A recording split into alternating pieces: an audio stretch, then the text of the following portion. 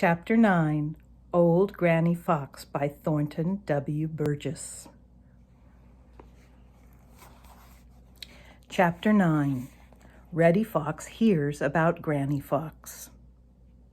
Quote, "Though you may think another wrong and be quite positive you're right, don't let your temper get away and try at least to be polite." Old Granny Fox.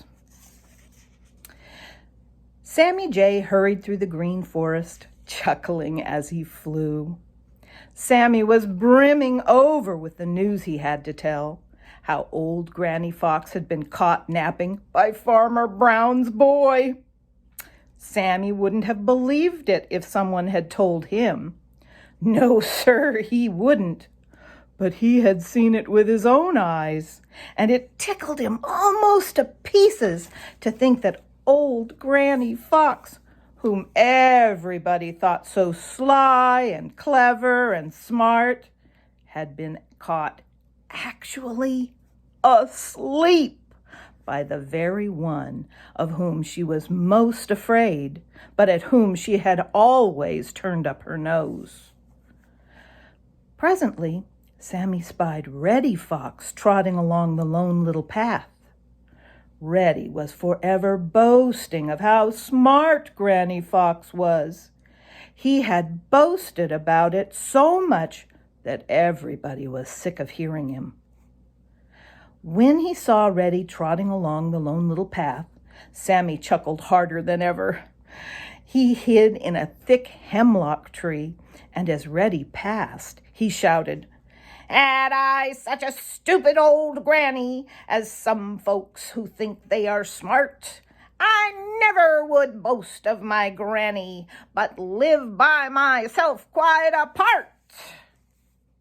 Reddy looked up angrily. He couldn't see Sammy Jay, but he knew Sammy's voice. There's no mistaking that. Everybody knows the voice of Sammy Jay. Of course, it was foolish, very foolish, of Reddy to be angry, and still more foolish for him to show that he was angry. Had he stopped a minute to think, he would have known that Sammy was saying such a mean, provoking thing just to make him angry, and that the angrier he became, the better pleased Sammy Jay would be. But like a great many people, Reddy allowed his temper to get the better of his common sense. "Who says Granny Fox is stupid?" he snarled. "I do," replied Sammy Jay promptly. "I say she is stupid." "She's smarter than anybody else in all the green forest and in all the green meadows.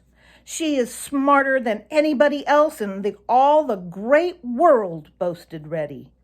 And he really believed it. "She isn't smart enough to fool Farmer Brown's boy," taunted Sammy.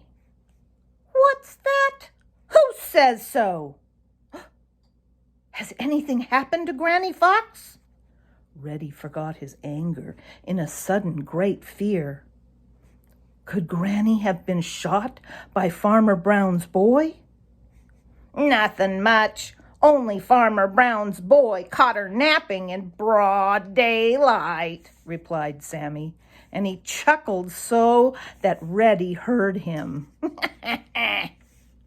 "I don't believe it," snapped Reddy. "I don't believe a word of it.